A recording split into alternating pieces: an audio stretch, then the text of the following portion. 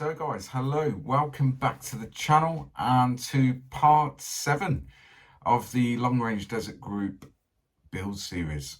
So on to the base, how I do it.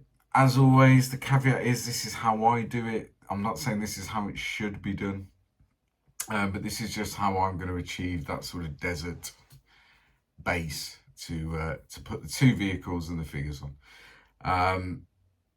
Yeah, it's going well. Lots of positive feedback. Thank you very much.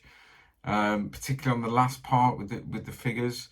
As I say, I'm not a figure painter by any stretch of the imagination, but hopefully they're at a standard where they tell the story on the die, which is what it's all about. So I won't waffle. If you haven't already, please hit the like and subscribe. But I won't continue to waffle on. What we'll do is we'll head down to the bench. This is very messy to do, certainly for me, because I'm not very careful.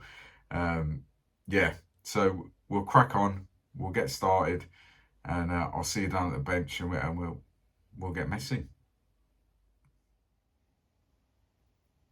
Okay guys, so down at the bench for the fun bit. Well, it's all fun, but you know, making a dia base is fun. It's also messy, so just be prepared for that, or can be messy if you're like me and not really careful. So all we've got here is a standard photo frame. I think this was from Asda, which is a supermarket chain for those outside the UK. £3, £4 is all it was. So you get obviously the frame itself in the black. You get the kind of hardboard bit, and you get the glass. So we've taken, I've done a few steps off camera, but they're really easy. You don't need to see me doing those. So as you can see on the back, we've got this masking tape. Just take these clips off. And what I've also done is remove the stand and the clips where you would hang it on the wall. Taken all those off, so we've got a nice flat surface.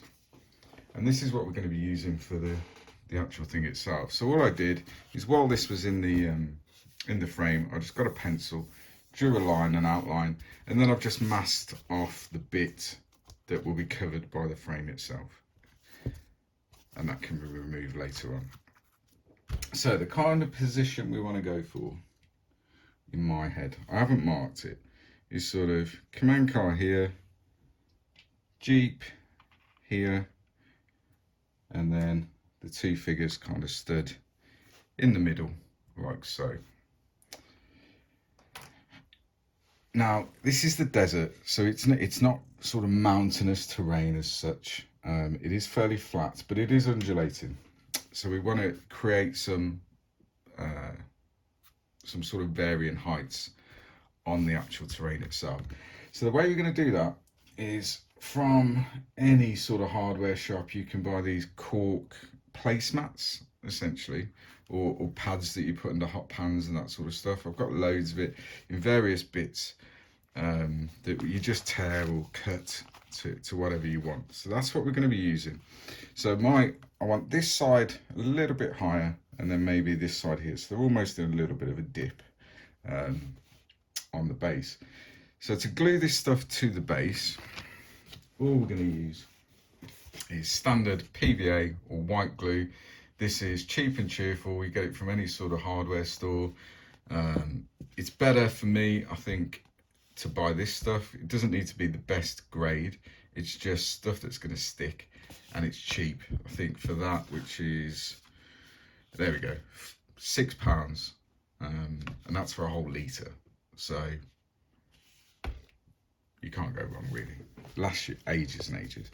So what we're going to do is we'll start to mess around with the cork. So I've got this corner here from some Games Workshop bits that I ripped off. So we've got a natural corner here. So I think in that sort of position, maybe, and then you can test and adjust. So you put the model on there. We want it sort of, can we go in slightly uphill? Yeah, that'll do there. So the way we do this is literally It says we get some PVA, and we're just going to put a little drop like so. You don't have to be particularly careful, and then just with your fingers just start to get that in roughly the right position. As I say, it doesn't need to be perfect at this stage. Try not to go over the edge, but it doesn't matter too much if you do, because that tape will peel off and PVA will peel off as well. So yeah, as I said, it's messy. I mean, you can put gloves on, I probably will for the next stages. And then it gives you a bit of working time. Now what you want to do is go up to the edge of the masking tape, or just short of the edge, because we're going to peel that off so that we know that it's going to then fit into the frame from the underneath. So I've got hands covered in PVA. And then essentially all we're going to do, it doesn't need, you know, we're not creating a hill. We're just creating this kind of undulating terrain, or that's the idea. The straight edge doesn't matter too much for when we start putting the ground texture on. So if we sort of put that there, in that sort of position, using the natural straight edge, and it's just test and adjust really as you go.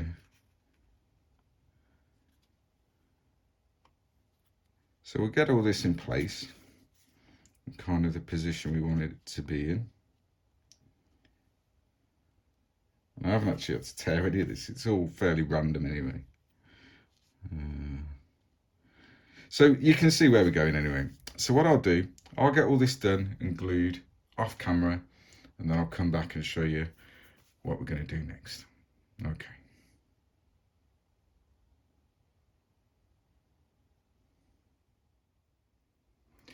Right guys, so as you see, all the cork building up this ground is done and glued.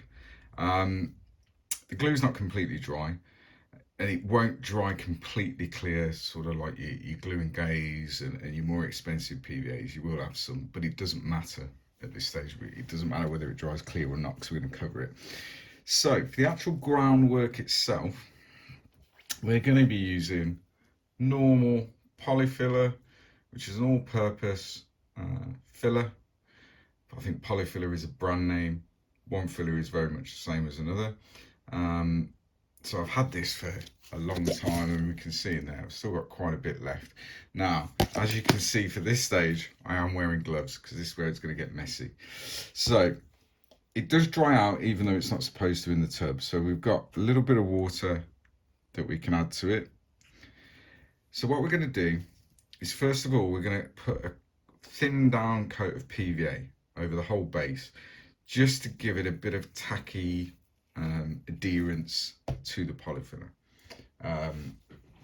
So again, using the cheap stuff, we just get a bit all over there. Doesn't need to be perfect.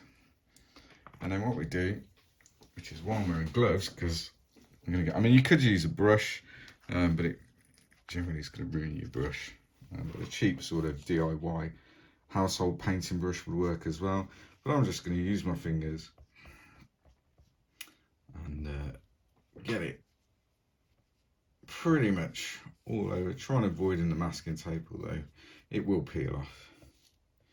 If we make a mistake, just try and be a bit careful. It doesn't need to be all over, you know, perfect. It's just to give the polyfiller a little bit more adherence to the base.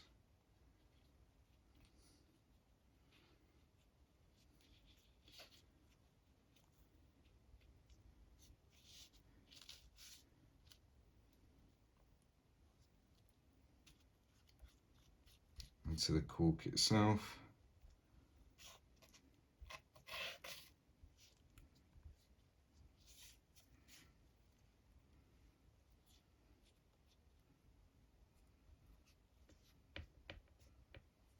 And that will do us. Put a bit on there. Okay, that's fine. That should work. No issues at all. So now what we're going to do, same hand, is get some polyfiller.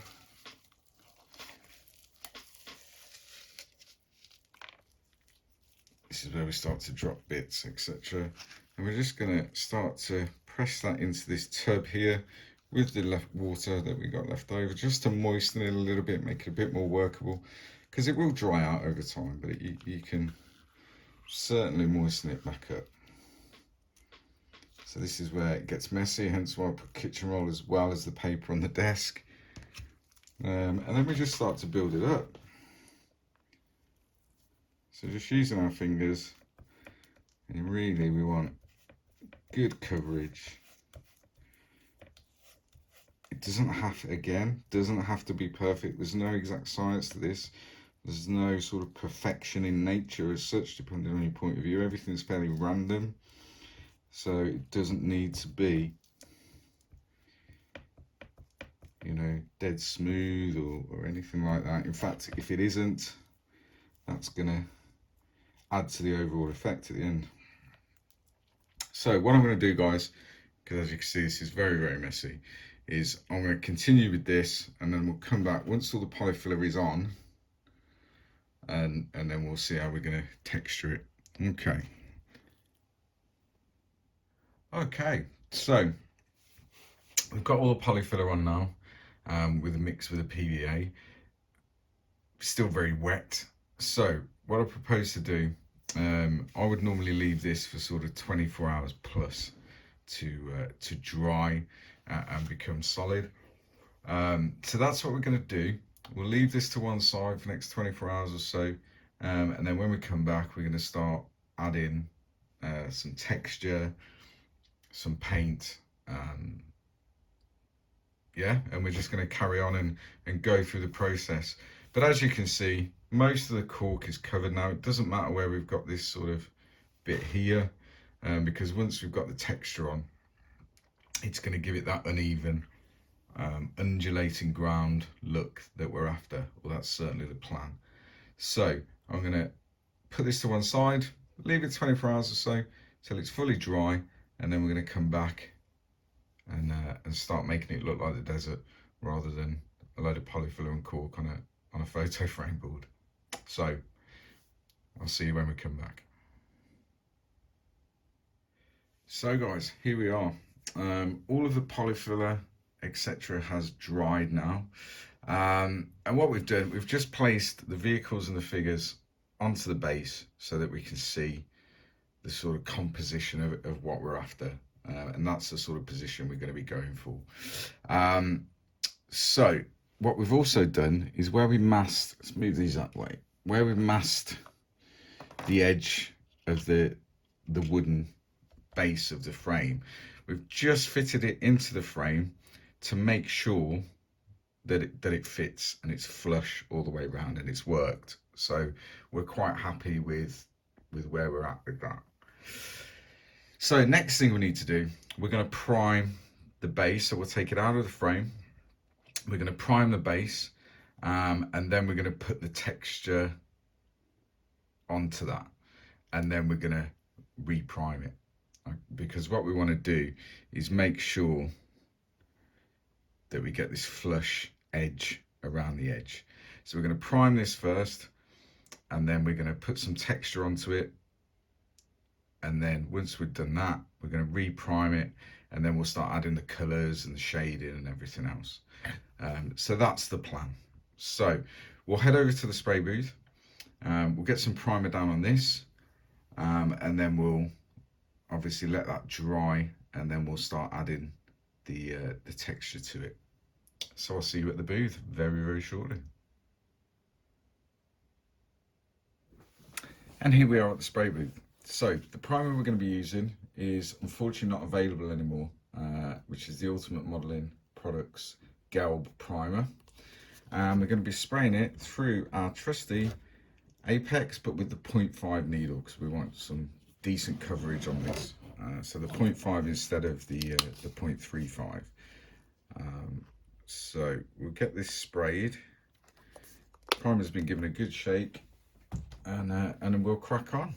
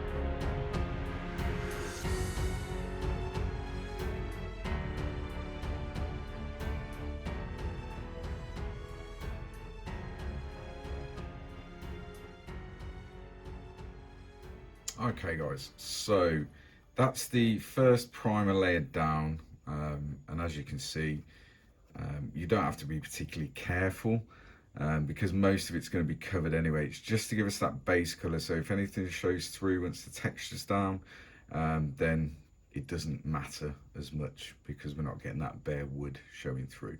So we'll leave this probably a couple of hours. It doesn't need to be completely dry, and in some ways that works in your favour because when we're putting the texture on, it will give us a little bit extra adhesion essentially. So that's it for now. We'll let this dry and then we'll come back and we'll start adding the sand texture that we're after. But as you can see, it's starting to look sandy, which is what we're going for. So yeah, we'll let this dry and then we'll come back and add some texture. So the primer's been drying for a couple of hours.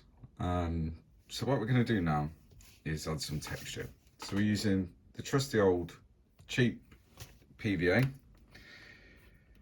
So we're basically, and the reason I'm doing this in the spray booth is I can move stuff around easier to clean because this is going to get messy, very messy. So what I'm using to do this, we put the PVA on. I'm using a normal sort of decorator's brush, get a little bit of water, and we're just going to brush the PVA all over the base.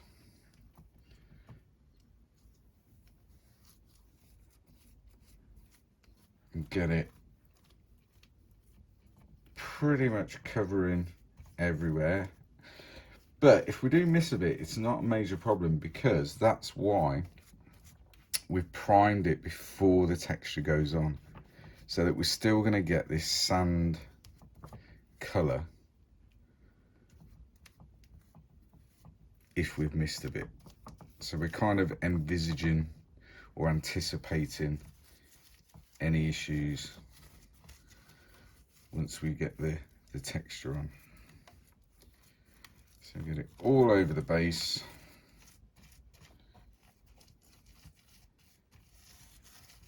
As best we can. And get it as even as we can as well.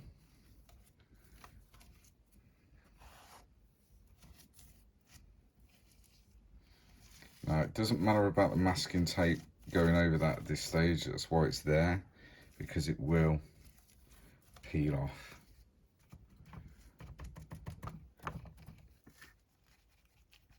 Okay. Then what we're going to use is some of this stuff. So it's just in a normal bottle. This is called chinchilla dust, and it's actually used to do what it says. So it's used in chinchilla cages and all that sort of stuff. Rather than using normal sand, because I find at 35th scale, normal sand is a little bit too coarse, a little bit too big for that sort of scale effect. This stuff is great and it's cheap. You'll get loads of it on eBay, Amazon, for about £5, and you'll get so much of it.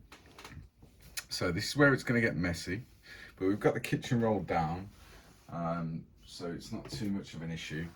And then we just start sprinkling it on straight from the bottle all over the base. My hand's going to be in the way for that bit, apologies. So go around the edges first.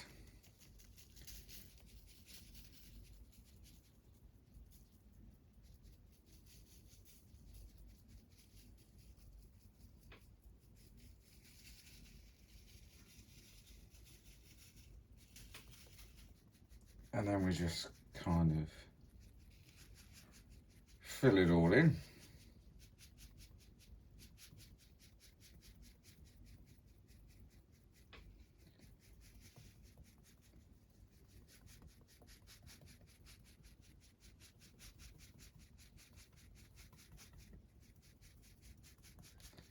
There we go. So we're getting this kind of sandy desert type texture. Now there's lots of excess Just a bit there. Lots of excess on there. So the way we're going to deal with that, and this is where it gets very messy. So we're going to tilt it to one side, and then we're going to tilt it back the other way.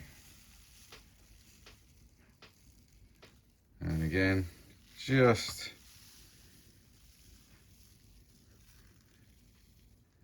and there we go. So I'm absolutely covered. So there we go. That's essentially the texture is on. And then what we're going to do, we're going to let that dry. You can see the different kind of where it's wetter than other bits. We're going to let that dry for a good 24 hours now. And then we'll come back, we'll see what it looks like. Do we need to prime it again and put some shade on it? Or are we happy with the effects and with some pigments? It's a bit of testing and just see how it dries. But for now, the texture's on. So yeah, we'll leave that for a good 24 hours now to dry properly. And then we'll come back.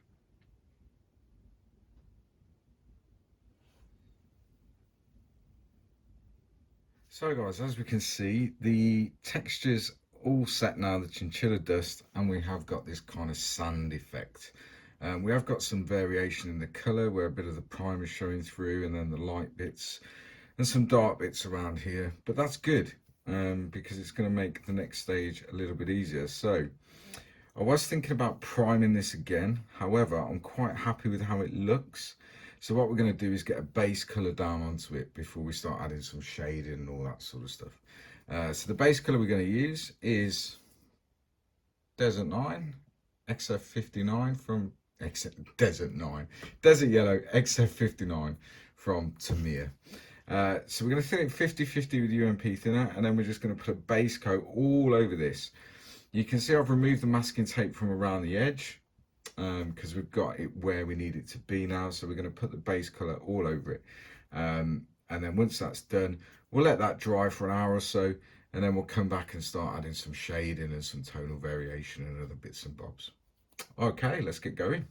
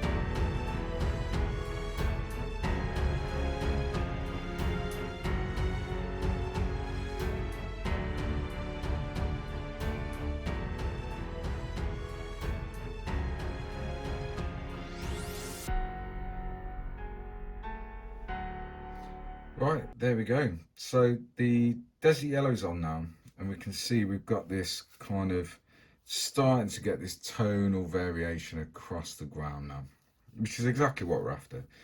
So what we're going to do now is we're going to do a highlight across the higher ground. We're going to be using Tamiya Buff, but we're going to thin this probably about 70-30 with UMP thinner. So we've got this very thin, subtle mix essentially. So we'll get that on. This has been drying for about an hour, so we're good to go. We'll get this on and then we'll see what it looks like.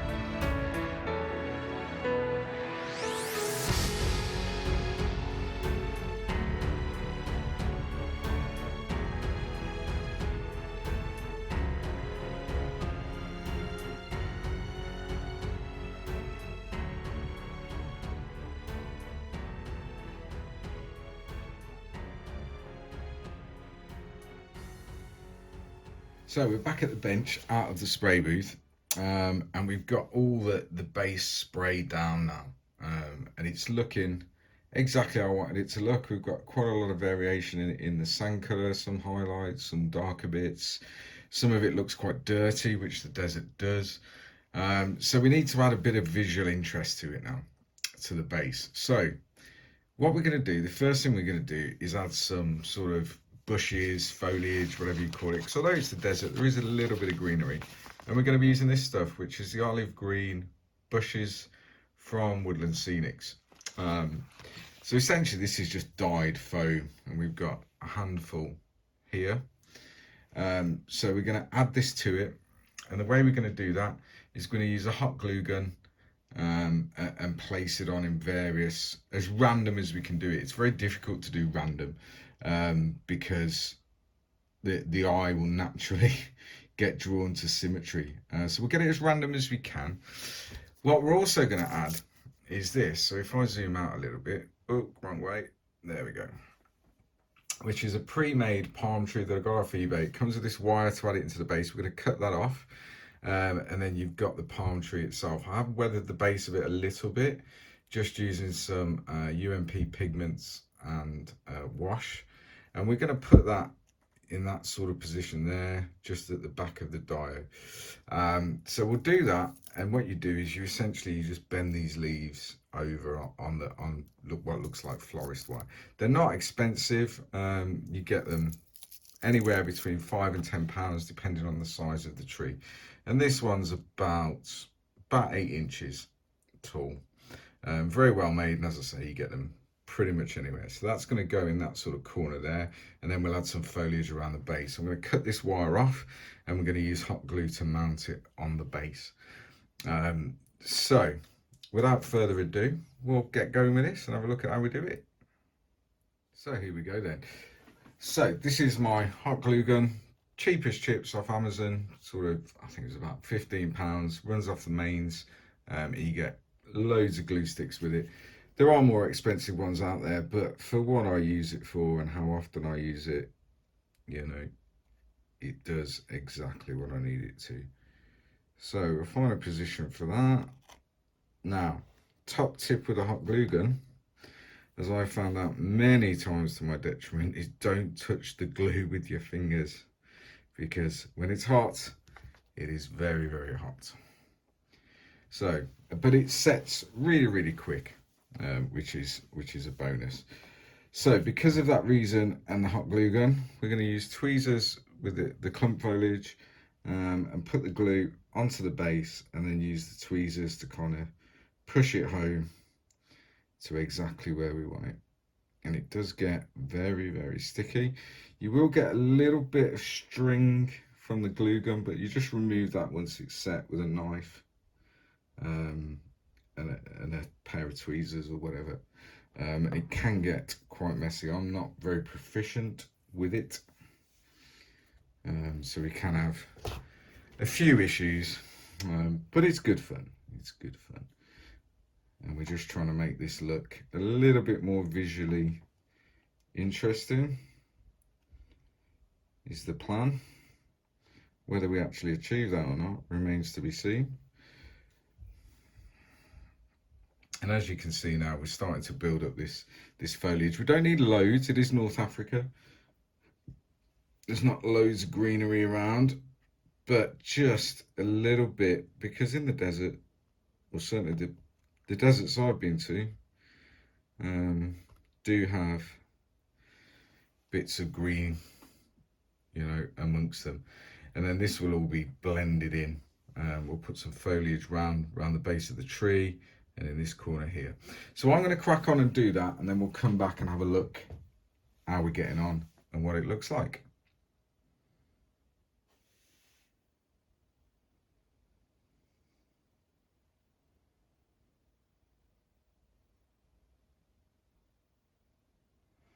Okay, so we have all the foliage attached. We've removed as much of the hot glue string as I can see at this stage. Next thing we're going to do, and I've done a little bit there to show you the difference. So we start adding pigments now, all over it, light, dark, and try and give it that dusty feel. So we're going to be using MIG beach sand, MIG light dust, and MIG Gulf War sand. So just to give you an idea, because this is going to take a while, I don't propose to show you. So I'm using a makeup brush, essentially. So we dip it into the pigment. We get the pigment on the end of the brush. And because this is the beach sand, it's very light. And we just start to gently work it in to the raised areas where we want it. It doesn't need to be all over. We're still trying to keep that kind of tonal variation, and that's how we do it essentially. So we start to work it in, to give it some color, etc. So I'm going to do that off camera. It's as simple as that. It really is simple. Just brush it in, dab it into the textures, and then what we'll do is go over the foliage as well. So you can see on this part here, where I've just dabbed it over the brush just to give it that dusty, the sand's blowing over the foliage, so we haven't got this stark green against the desert backdrop. So I'll do the rest of that off camera, and then we'll come back at the end, by which stage it should be actually in its frame then, and we'll have a look at it and see where we're at. So I shall crack on with this. So that's all the pigments done. We've got this variation now, creating this mixed sand desert sort of texture. The palm tree is on, as you can see. Excuse everything else on the bench, but the palm tree is on and looking good. All the foliage is done. So if I zoom in a touch, oh, there we go. So you can kind of see now this kind of sandy mixed texture to the groundworks, which is exactly the look we were after. So it's turned out okay. If I zoom out slightly, there you go. It's in the frame now. We've managed to keep the frame nice and clean, so happy with that. and we're where we need to be. So just as an idea and composition, the command car is going to go in that sort of position, with the Jeep sort of there. And then what we're going to have is the two figures in the middle of the two vehicles chatting to the driver of the command car. So that's kind of where we're at. So the next part, really, next stage, is we're going to put some pigments around the command car just to tie it into the base, the same as the Jeep, and get the figures in place and attached. And then we're pretty much done. So yeah, going well. I think one more part should do it. And yeah, so I'll go back, face the camera, say my goodbyes, and I'll see you all really, really soon. So there we are. Base is done, pretty much. We're really in the end stages now. So I think we'll move on to part 8, and that will be the last part of the build series, essentially. All we've really got to do now is just add some pigments and stuff to the command car just to tie it into the base a little bit more. It still looks like perhaps it's put on top of the base, which absolutely it is, but a few pigments and stuff will add to that. And then we can sort of tie it in and blend it in, and attach the figures and everything else. And we're done. It's been great so far. We've got one more part to go. So thank you all for sticking with it this long. It's not been the shortest build series because there's a lot into it. Hopefully you've taken something away from this part in constructing the base, you know, and actually how easy it is to do. As I say, it's nowhere near competition standard or anything like that, but for a, you know, a piece to put on the shelf, showing the vehicles in their natural habitat, I think we're certainly getting there. So that's it. Until next time, stay safe, happy modelling, bye bye.